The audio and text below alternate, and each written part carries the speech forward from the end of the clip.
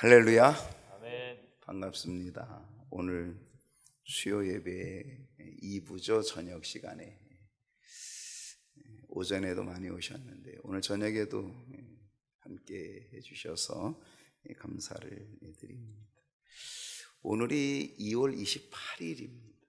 예년 같으면 2월의 마지막 날이 되는데, 그런데 올해는 윤년이라 하루가 더 있어서 하루의 인생을 더 사십니다. 29일을 내일 4년 만에 한 번 사는 아주 정말 특별한 날이죠. 하루가 더 남아 있어요. 하루의 인생을 더 살 수 있는 기회를 하나님께서 4년마다 주시는 듯합니다. 아무튼 시간이 지나서 2월의 마지막 수요일 2월 28일 맞이했습니다. 오늘 사사기 속에서 우리에게 주시는 하나님의 은혜가 저와 여러분에게 가득할 수 있기를 축복합니다. 사순절 기간입니다. 이 사순절에 경건의 훈련을 하자 그랬습니다. 어떤 훈련입니까? 첫째는 기도의 훈련입니다. 하루 1시간씩 기도하고 계신가요? 하루 1시간씩 기도하자. 목사님 너무 세게 나가시네요. 1시간. 그래요. 1시간 하려고 하다 보면 30분이라도 하지 않겠는가. 30분 하자 그러면 10분 이렇게 할 것 같아서 1시간 하면은 30분이라도 하지 않겠는가, 이런 생각을 가지고, 아무튼 하루 1시간 기도하는 일은 우리에게 7대 핵심 가치에도 아주 중요한 일이기 때문에 기도의 시간을 정하는 것 중요하겠죠. 기도하고 계신가? 또 복음서 읽고 계신가요? 하루 몇 장이에요? 2장씩 읽는 겁니다. 만약에 여러분이 오늘까지 제대로 읽었다면 오늘 마태복음이 끝나야 합니다. 마태복음 안 끝나셨나요? 그러면 게으르신 겁니다.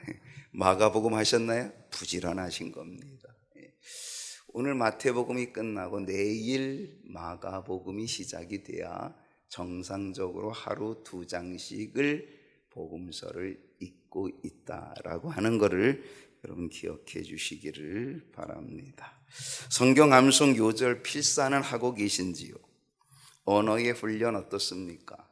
사랑과 돌봄의 훈련, 세속에 물들지 않는 훈련 하고 계신지요?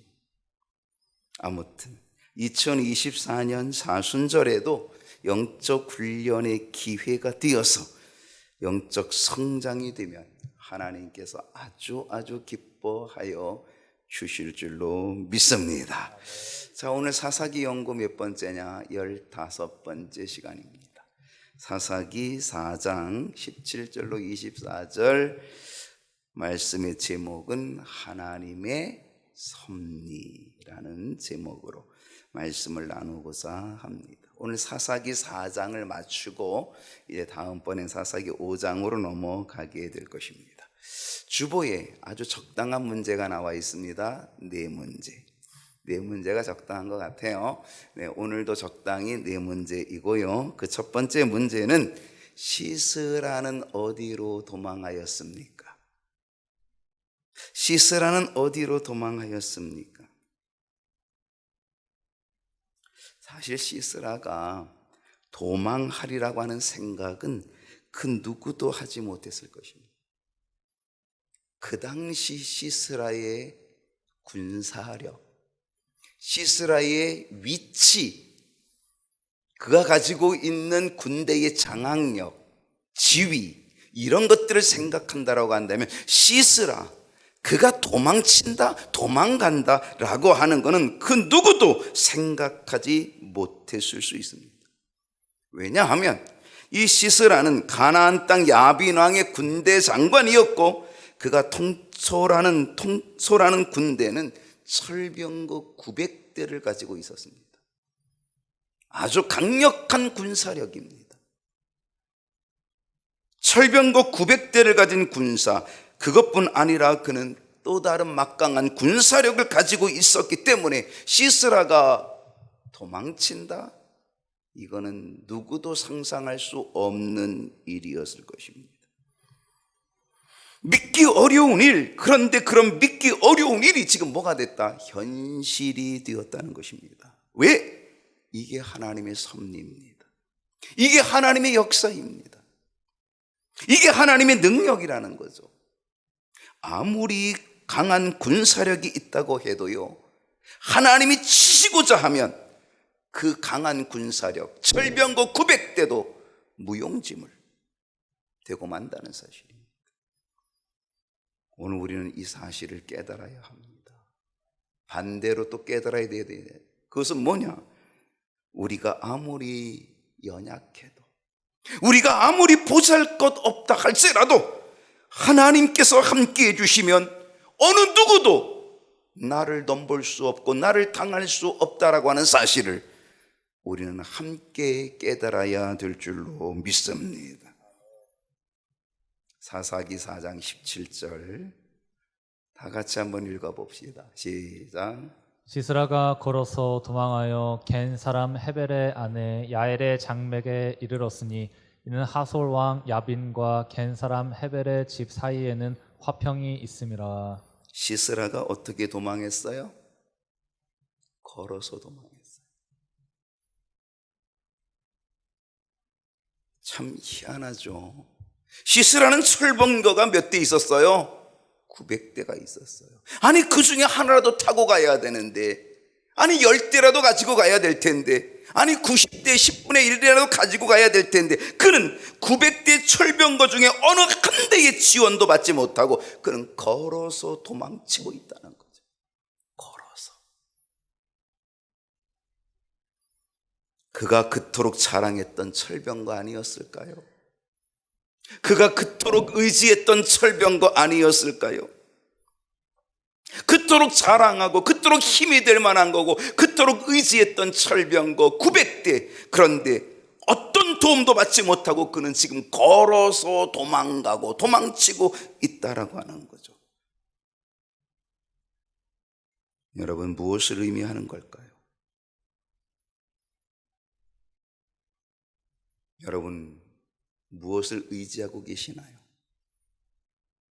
여러분, 무엇을 의지하고 싶으신가요? 내가 지금 의지하는 것이, 내가 지금 의지하는 것, 내가 지금 꼭 이렇게 붙잡고 있는 그것이 무엇인가요? 내가 아무리 철병거 900대를 가지고 의지하고 붙잡고 있다고 해도 하나님이 함께하지 아니하면 그 모든 것들은 다 쓸모없이 된다는 거예요. 하나의 도움도 못 받아요. 한 대의 도움도 못 받아요. 걸어서 도망쳐야 되는 이러한 신세가 되고 만다는 거죠.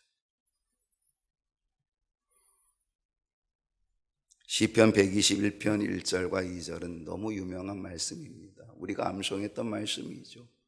내가 산을 향하여 눈을 들리라. 나의 도움이 어디서 올까? 나의 도움은 천지를 지으신 여호와에게서로다. 할렐루야. 정말 이 말씀이 얼마나 소중한지 모릅니다. 나의 도움은 어디에 있을까? 철병거 900대가 아니었다. 시스라는 철병거 900대를 의지했고 그걸 붙잡았고 그러니까 자신만만했거든요. 그러나 그 철병거 900대 중에 어느 하나의 한 대도 시스라를 태우고 갈 병거가 없었다는 거예요. 그래서 걸어서 갔다는 거죠. 골리앗은요, 자신의 신장을 의지했어요. 골리앗이 키가 얼마나 되냐? 얼마나 되죠? 3m예요, 3m. 2m만 돼도 좋겠죠? 아니, 180만 돼도 좋을 텐데, 그죠? 근데 2m가 아니고 3m. 아마 요즘 집에 들어가려면요, 고개 숙이고 들어가야 돼요. 집에서도요, 이거 다 못 있어요. 왜냐면 우리 집의 천정이 3m가 안 돼요. 그러니까 집에서도 고개 숙이고 있어야 되고 허리 구부리고 있어야 된다니까요. 골리앗이요. 그 정도 키가 큰 거예요. 3m. 그러니 그는 자기 신장을 의지할 만하죠. 자기 몸을 의지할 만하죠. 와서 덤빌 사람 덤벼봐. 거기다가 그의 갑옷은 얼마나 견고하겠습니까? 그가 가지고 있는 칼과 창, 얼마나 대단한 창이었어요. 그러나 이 골리앗은 자기 신장을 의지하고 자기가 가지고 있던 칼과 창을 의지했다가 어떻게 됐어요? 오히려 자기가 의지했던 그 칼에 자기가 죽고 말았어요. 다윗이 물맷돌을 던졌어요. 미간에 맞고 쓰러졌잖아요. 다윗이 달려와가지고 골리앗이 자랑했고 의지했던 그 칼을 빌려가지고 골리앗의 목을 쳤거든요. 자기가 의지했던 병기에, 자기가 의지했던 칼에, 자기 목이 잘려 죽은 사람이 골리앗이었어요. 무엇을 의지하고 있습니까? 무엇을 붙잡고 계십니까? 아수르 왕 사네립은 자신의 군사력을 믿고 큰 소리치고 하나님을 멸시하고 하나님을 모욕하고 하나님의 백성들을 모욕하였던 사네립. 그런데 하나님께서 그의 군대를 하룻밤 사이에 완전히 다 송장이 되게 만들어 주시니 그는 완전히 패하여 고국으로 돌아가고 반란으로 인하여 죽임을 당하는 그런 사람이 되고 말았다. 뭘 의지하십니까? 재능입니까? 우리 모두에게 특별한 재능이 있을 거예요. 여러분, 그 재능, 나 이런 재능이 있어, 나 이거 재능, 그리고 재능 의지하고 재능을 붙잡고 계십니까? 미모입니까?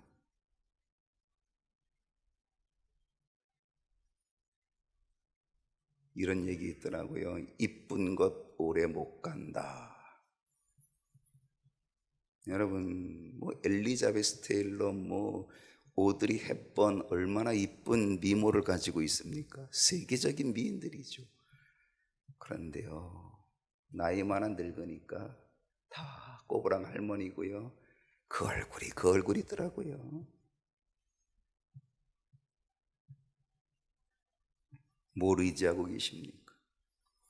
뛰어난 지능, IQ 200, 뛰어난 지능을 의지하십니까? 여러분, 지능이 너무 뛰어나면요, 미치기도 쉬워요. 건강을 의지하십니까? 돈, 물질을 의지하고 계십니까? 오늘 내가 붙잡고 있는 건, 내가 의지하는 모든 것들은 다 무너질 것들이라고 하는 거죠. 바벨탑이에요. 다 무너집니다. 시나이산의 백성들이 바벨탑을 쌓잖아요.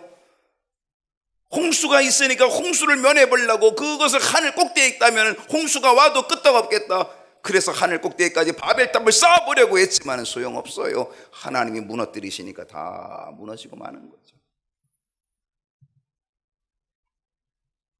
우리가 붙잡고 있는 것, 우리가 의지하는 것들은 다 바벨탑에 불과하다는 거죠. 다 무너질 것들, 언제나도 무너질 수밖에 없는 것들이라는 것. 여러분, 그래서 시편 기자가 고백하는 것, 내가 산을 향하여 눈을 들리라. 내가 붙잡고 내가 의지해야 될 것, 내가 붙잡아야 될 것, 그거는 아무리 산을 둘러봐도 나의 도움은 천지를 지으신 여호와 하나님밖에는 없구나.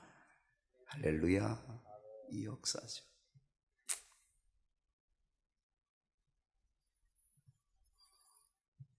시스라는 걸어서 도망쳤습니다. 어디로 도망쳤어요? 겐사람. 이 겐사람이 누구라 하면 이드로의 후손이라 했습니다. 모세의 장인이죠. 이드로의 후손이 겐사람인데, 이 겐사람 헤벨의 아내 야엘의 장막으로 도망쳤습니다.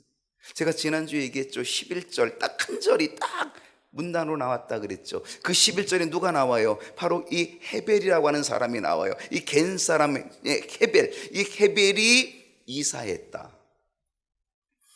왜 이사한 것이 거기에 갑자기 나올까? 그게 하나님의 섭리거든요. 시스라를 치기 위한 하나님의 섭리. 바로 이 시스라가 걸어서 어느 집으로 갔어요? 겐 사람 헤벨의 집으로 간 거죠. 이 헤벨의 아내 야엘의 집에 장막에 이르렀다는 거예요. 하솔 왕 야빈과 겐 사람 헤벨의 집 사이에 뭐가 있어서? 화평이 있어서 이 집에 가면 괜찮거니 라고, 그리고 그 집에 들어갔다라고 하는 것입니다. 여러분, 사람이요 궁지에 몰리면요, 물에 빠지면 사람이 뭐라도 붙잡는다? 지푸라기라도 붙잡는다. 사람이 궁지에 몰리면 지푸라기라도 잡고 싶어 하는 게 사람이죠. 뭔가를 의지하고 싶어요. 지푸라기라도 의지하고 싶어요. 시세라는 도망치다가 결국 어디로 갔어요? 헤벨의 집으로 간 거지요. 시세라는 그 집을 의지하고 싶었고, 그리고 헤벨의 아내를 의지하고 싶었던 거죠. 아무리 가깝다 해도요, 사람조차 의지할 대상은 되지 못한다는 거예요. 사람을 의지하고 싶은 모든 것들이 여러분에게 있다면 다 내려놓으십시오. 아무리 헤벨의 집 사이에 화평이 있었다 해도 사람을 의지할 것은 못 된다는 것입니다. 오히려 내가 의지하는 사람이요, 나에게 더 큰 아픔을 주기도 하고, 내가 의지했던 사람이 나에게 더 큰 시험의 대상이 되기도 한다는 사실이죠. 그래서 무슨 이야기가 있어요? 믿는 도끼에 발등 찍힌다는 거예요. 근데 요즘 발등만 찍히는 게 아니라 심장이 찍히더라고요.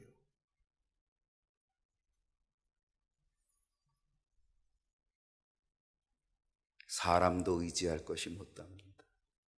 아무리 화평이 있고 가깝고 그래도 우리는 사람도 의지할 것이 못 돼요. 그래서 나의 도움은 천지를 지으신 여호와에게서로다. 정말 변함이 없는, 변질되지 아니하는 하나님만을 의지하는 사람, 그 사람이 뭐예요? 지혜로운 사람입니다. 그 사람만이 승리할 수 있는 사람이라는 것 여러분 깨닫고, 나의 도움은 천지를 지으신 여호와 하나님인 것을 믿을 수 있기를 축복합니다. 두 번째로 갑시다. 시스라는 어떻게 죽임을 당하였습니까? 시스라가 어떻게 죽임을 당했을까요?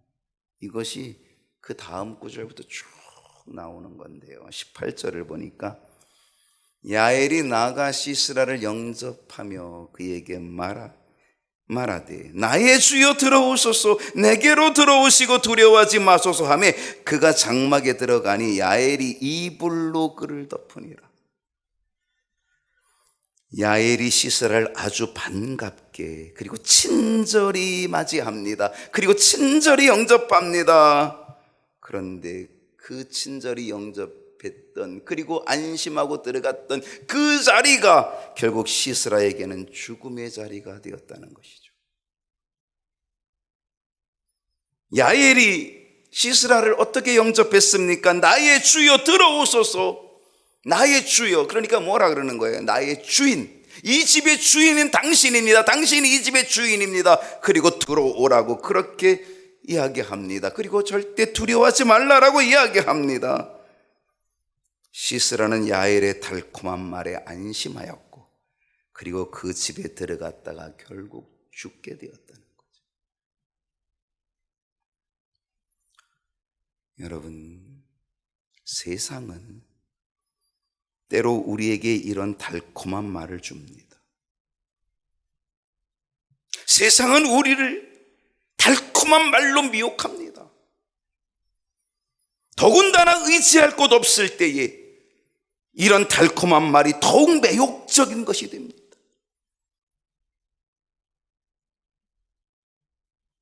내가 어딘가에 지쳐 있고 힘들어 있고 시험에 빠져 있고, 그래서 뭔가 의지할 곳이 없어서 방황하고 그리고 힘들어하고 막 그러고 있을 그때에 세상은 어때요? 달콤한 말로 우리를 미혹합니다. 나의 주여 들어오소서. 이 세상은 우리를 얼마나 환영해 주는지 모릅니다. 세상 속으로 빠져오기를, 세상 속으로 들어와 주기를 얼마나 세상은 우리에게 달콤한 말로 미혹하고 있는지 모릅니다. 이런 찬송이 생각이 났습니다. 의지할 곳 없는 이 몸 위로받고 살고파서 세상 유혹 따라가다 모든 것을 다 잃었네. 의지할 곳 없는 몸, 우리가 정말 의지할 것이 없을 그때에 우리는 위로받고 싶어가지고, 그리고 뭔가를 찾고 있을 때에 세상이 우리를 유혹합니다. 달콤한 것으로 유혹합니다. 그리고 우리는 그 세상에 빠져버립니다. 그럼 어떻게 돼요? 모든 것을 다 잃어버리고 만다는 거죠. 의지할 곳 없을 때 우리는 세상 유혹 따라가기가 쉽습니다. 세상에 빠지기 쉽고요, 세상의 달콤함에 우리는 넘어가기 쉽습니다. 그럼 어떻게 된다고요? 모든 것을 다 잃어버리는 거죠. 시스라가 그랬습니다. 의지할 곳 없어 도망치는 중 그는 야엘의 말에 그 집에 들어갔다가 그는 모든 것, 아니 그의 생명을 잃어버리게 된 거죠. 의지할 곳 없는 방황 속에서, 그 상황 속에서 세상 유혹의 달콤함에 빠지지 말고 오직 하나님만을 의지하는 믿음을 갖게 되기를 소원합니다. 나의 도움이 어디서 올까? 나의 도움은 천지를 지으신 여호와에게서로다. 19절을 봅니다. 시스라가 그에게 말합니다. 청하건대 내게 물을 좀 마시게 하라. 내가 목이 마르다 하며 우유부대를 열어 그에게 마시게 하고 그를 어떻게 했어요? 덮었다. 그 전에 18절에서도요, 이불로 그를 덮었다 그랬어요. 여기에 복선이 깔려 있습니다. 지금 야엘이 시스라를 자기 집에다가 들여다 놓고 그리고 이불을 덮었다.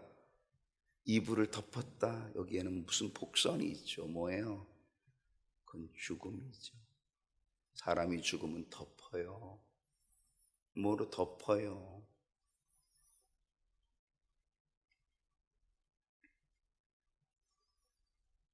20절을 보십시다. 시스라는 야엘에게 아주 안일하게 자신의 안위를 부탁하고 있습니다. 누가 이 집의 문을 두드리거든, 누군가가 나를 찾는 그러한 사람이 오거들랑 어떻게 해라? 여기 아무도 없다라고 그렇게 얘기해 달라라고 이야기합니다. 이렇게 부탁을 합니다. 그런데 정말 중요한 것은요, 21절이 아주 중요합니다. 그가 깊이 뭐 했어요? 잠들었어요. 왜 시스라가 깊이 잠들었을까? 제가 보니까 이 야엘이 우유에 뭘 탔나? 이런 생각을 해보는 거예요. 사실은요, 그 18절을 보게 되면은 이 시스라가 야엘에게 뭐를 달라? 우유를 달라 그랬어요? 물을 달라 그랬어요. 그럼 뭘 갖다 줘야 돼요? 물을 줘야 돼요. 근데 물을 달라 그래요. 내가 목이 마른데 물을 달라 그랬어요. 근데 목이 마른데 물을 달라 그랬는데 뭘 갖다 줬어요? 우유를 갖다 줬어요. 물에다가 뭔가를 타면은 감추기가 어려울 것 같지만 우유에다가 뭐를 타면은 감추기가 편할 수도 있지 않았을까, 그런 생각을 해보는 거예요. 어쨌든 간에 시스라가 그래서 잠을 자게 되는 거죠. 21절에 보게 되니까 시스라가 깊이 잠들었다는 겁니다. 야엘의 달콤한 말에, 야엘의 친절함에, 그리고 내어주는 우유를 마시고는 자기를 찾는 자에게 잘 얘기해 줄 거라고 하는 그런 안일함 속에서 그는 깊이 잠이 들고 맙니다. 사실요, 시스라가 지금 이 상황에 잠잘 상황이 아닙니다. 그는 지금 도망치고 있습니다. 지금 쫓기고 있습니다. 지금 추격전이 벌어지고 있는데 금방 추격대 올 수 있다는 사실을 그도 이미 다 알고 있거든요. 그런데 지금 뭐 할 상황이에요? 잠을 자서는 안 될 상황인데, 근데 히스라는 뭐예요? 잠을 자는데 그것도 깊이 잠을 자고 있었다는 사실입니다. 쫓기는 상황에 정신 차리고 깨어 있어야 될 상황임에도 불구하고 근데 깊이 잠들어 버린 시스라. 예수님께서 겟세마네 동산에서 기도하시는데 제자들은 뭐 하고 있습니까? 잠자고 있습니다. 주님은 땀방울이 빗방울처럼 되어지도록 그렇게 기도하고 계신데, 그런데 제자들은 깊이 잠들어 있습니다. 예수님이 제자들을 흔들어 깨워보기도 하고 또 깨워보기도 했지만은요, 정신 차리라고 해봤지만은 그럼에도 불구하고 그 제자들은 깊은 잠에 빠져버리고 말았고요, 그 깊은 잠이 결국 그들은 예수님을 다 버리고 도망쳤다는 거죠. 거기다가 베드로는 예수님을 3번이나 부인하게 되는 씻지 못할 실수, 씻지 못할 죄, 그것을 남기는 자가 되고 말았다는 거죠. 우리는 지금 어떤 때인지를 분별해야 합니다. 우리의 환경과 우리의 상황을 분별해야 됩니다. 내가 깊이 잠잘 때인지 아닌지를 우리는 분별해야 합니다. 더더욱 사순절입니다. 더더욱 사순절, 경건의 훈련과 연습을 해야 될 이때에 우리는 더욱 깨어있는 은혜가 있기를 소망합니다. 깊이 잠든 시스라를 야엘이 어떻게 했나요? 그 21절을 다시 보면은요, 야엘이 장막 말뚝을 가지고 손에 방망이를 들고, 이 장막 말뚝이 뭐예요? 텐트를 칠 때에 꽂아서 쓰는 그 장막 말뚝이 아주 예리한 거죠. 꽂아서 장막을 딱딱 세울 때 쓰는 그 장막 말뚝이거든요. 꼬챙이 같은 그 장막 말뚝을 가지고 손에 방망이를 들고 그에게로 가만히 가서 깊은 잠에 빠져 있는 이 시스라의 관자놀이, 이게 급소죠, 급소. 이 관자놀이에 대고 박았다는 거예요. 이거를 영화로 했다고 한다면 아마 정말 보기 끔찍한 장면이었을 거예요. 그 관자놀이를 뚫고, 이 장막 말뚝이 뚫고 두개골을 깨고 어디까지 땅에 박혔다는 거예요. 그가 기절해서 죽었다는 거죠. 처참한 죽음이지만 하나님은 시스라를 이렇게 심판하셨다는 겁니다. 이스라엘 백성을 20년 동안 압제했던 시스라의 결말이, 하나님의 심판이 이렇게 되었다는 사실이죠.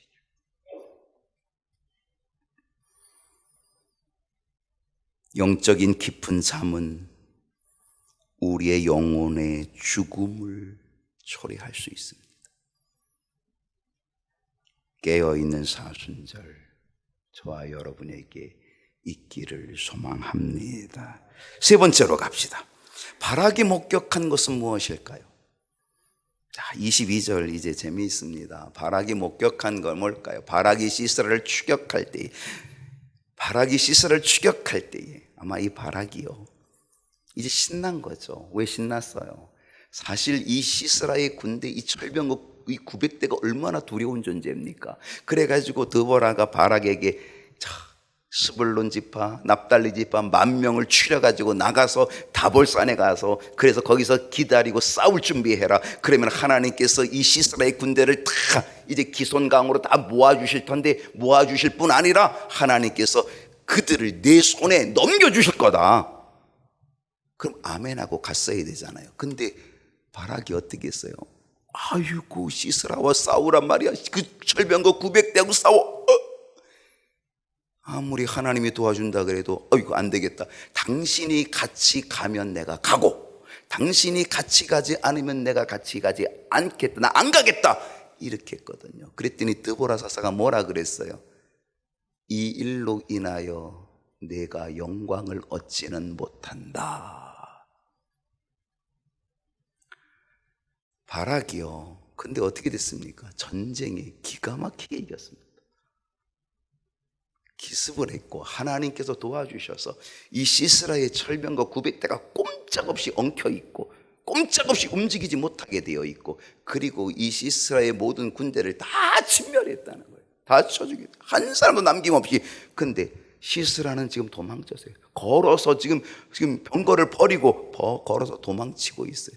그러니까 아마 이 바락은 시스라를 추격하면서 룰루랄라 하면서 가는 거예요. 왜? 그 시스라의 그 900대 철병과 900대 그 모든 군사를 다 진멸했고, 그리고 이제는 시스라 하나, 이거는 뭐야? 이건 도간에 든지다 너. 그리고 너 이제 너 봐라.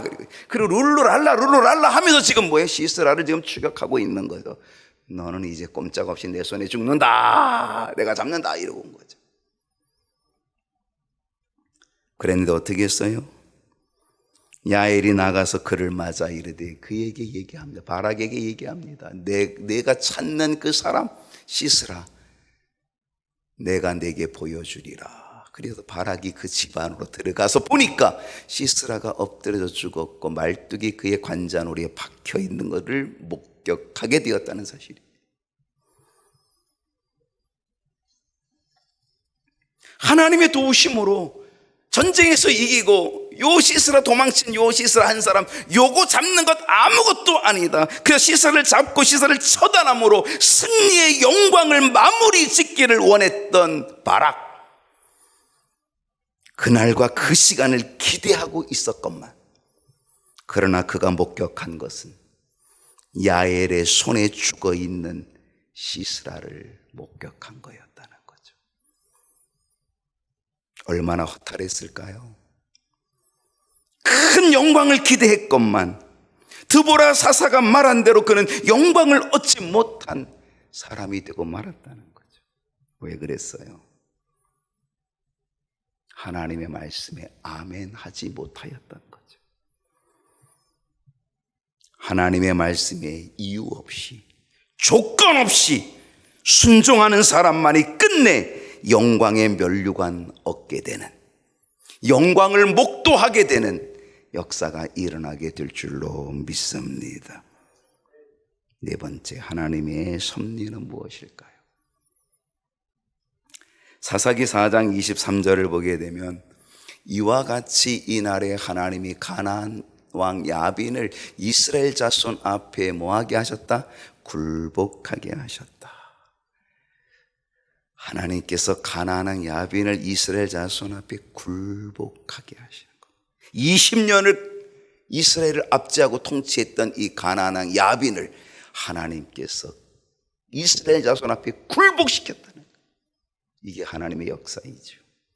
24절을 마지막 절 보게 되면 이스라엘 자손의 손이 가나안 왕 야빈을 점점 더 눌러서, 저는 여기서 참 이게 재밌어요. 점점 더 눌러서 이스라엘 자손이 가나안 왕 야빈을 점점 눌러서 마침내 가나안 왕 야빈을 진멸하였더라. 저는 정말 이 말씀이 기가 막히다라는 생각이 들어요. 하나님의 섭리는 뭡니까? 하나님의 섭리는 20년 동안이나 이스라엘 백성들을 압제하였던 가나안 왕 야빈을 이스라엘 자손 앞에서 굴복시켜 줄 뿐 아니라 하나님께서 이스라엘 자손의 손이 가나안 왕 야빈을 점점점 눌러서 마침내 진멸하게 주셨다는 것. 하나님께서 지금까지 나를 압제하고 있는 이 어둠의 세력들을, 지금 나를 괴롭히고 나를 압제하는 이 어둠의 세력을 하나님께서 굴복하게 해주시는 섭리가 오늘 저와 여러분에게도 일어날 수 있기를 소망합니다. 하나님께서 섭리해 주셔서 이제 사탄의 권세가 점점점 눌러지는 역사, 매일매일 조금씩 사탄과의 싸움에서 이기고 또 이기고 점점 그 사탄의 권세를 눌러가게 하는 역사, 그래서 마침내 어둠의 권세 진멸해 주시는 역사, 이 은혜와 섭리가 저와 여러분에게도 있기를 축복합니다. 이 사순절에 영적 싸움에 매일매일 조금씩 눌러 이기고 승리하는 은혜가 있기를 축원합니다.